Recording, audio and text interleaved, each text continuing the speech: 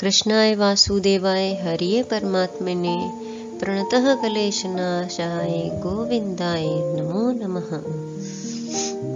अश्विन मास में जीवित पुत्री का व्रत या जितिया व्रत रखा जाता है। हिंदू पंचांग के अनुसार हर साल अश्विन मास के कृष्ण पक्ष की अष्टमी को जीवित पुत्री का व्रत रखा जाता है। हर साल अश्विन मास के कृष्ण पक्ष की अष्टमी तिथि से लेकर नवमी तिथि तक महिलाएं जीवित पुत्रिका का निर्जला व्रत रखती हैं। इस व्रत को जीवित पुत्रिका व्रत, जिउतिया, जितिया या जिउतिया व्रत के नाम से भी जाना जाता है। मान्यता है कि इस व्रत के पुण्य प्रभाव से संतान की आयु लंबी होती है। संतान की कामना रखने वाली महिलाओं को संतान की प्राप्ति होती है।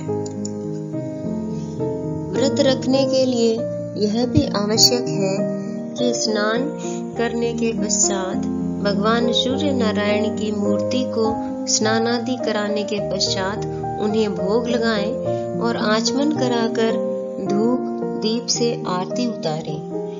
भोग को प्रसाद के रूप में सभी जन को वितरित कर दें। इस दिन बाजरा और चने से बने पदार्थ भोग में लगाए जाते हैं तथा काटे हुए फल और शाक नहीं खाने चाहिए और ना ही काटे। इस दिन सूर्य नारायण भगवान की पूजा की जाती है। जिनके पुत्र तो होते हों परंतु जीवित नहीं रहते, इस व्रत के करने से उनके पुत्र जीवित रहने लगते हैं। इसके साथ ही बच्चों का मरण दोष दूर हो जाता है। जितिया का व्रत के दौरान निर्जला रहा जाता है। इस व्रत में आचमन करना भी वर्जित माना जाता है। इसलिए कोशिश करें कि जितिया व्रत में जल का एक बूंद भी ग्रहण न करें। जितिया व्रत 3 दिन होता है, इसलिए नहाए खाए से पारण तक पूरे 3 दिनों के लिए नियम मानने चाहिए। पहले दिन नहाए खाए और दूसरे दिन निर्जला व्रत रखा जाता है। इसलिए तीसरे दिन ब्रह्म मुहूर्त में उठकर स्नानादि करने और पूजा पाठ करने के बाद ही व्रत का पारण करें। किसी भी तरह की जीव हत्या करना पाप माना जाता है। इसलिए सब्जी में कोई जीव आदि हो और काटते समय वह कट जाए, इसलिए इस दिन चाकू का इस्तेमाल नहीं करना चाहिए। इस व्रत को रखने से पहले नोनी का साग खाने की भी परंपरा है। कहते हैं कि नोनी के साग में कैल्शियम और आयरन भरपूर मात्रा में होता है, जिसके कारण व्रती के शरीर को पोषक तत्वों की कमी नहीं होती। इस व्रत के पारण के बाद महिलाएं पूजा में अर्पित किया हुआ लाल या पीला रंग का धागा भी गले में पहनती है।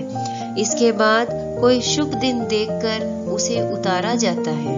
जिमूत वाहन की पूजा में सरसों का तेल और खल चढ़ाया जाता है।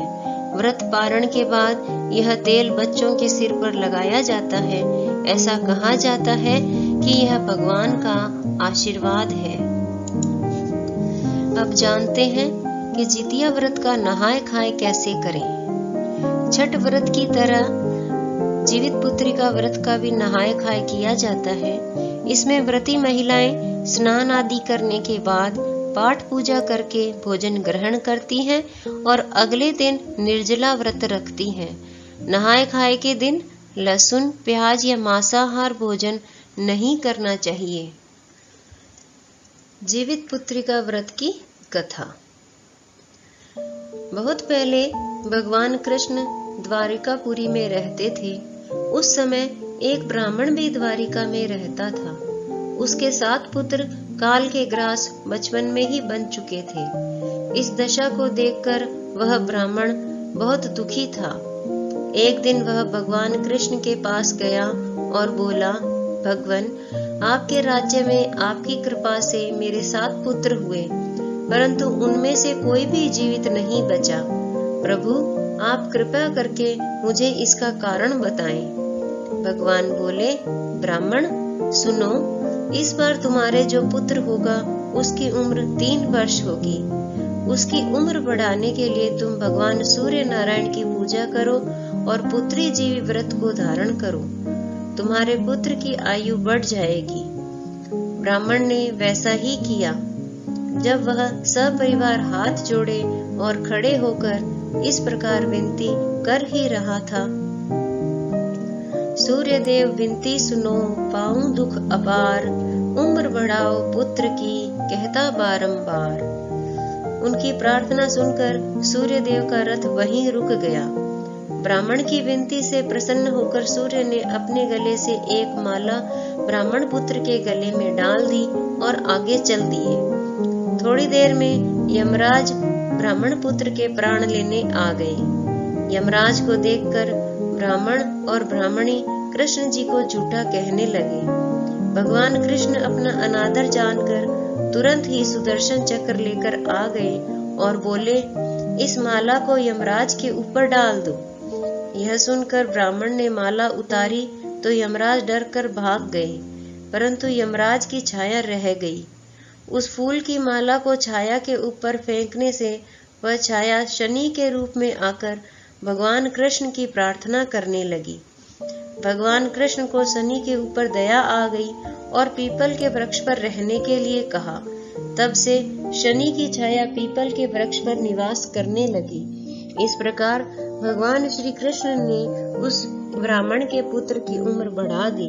इसीलिए भगवान जिस प्रकार ब्राह्मण के लड़के की उम्र बढ़ाई, उसी प्रकार सभी की उम्र बढ़ाना। बोलिए कृष्ण भगवान की जय।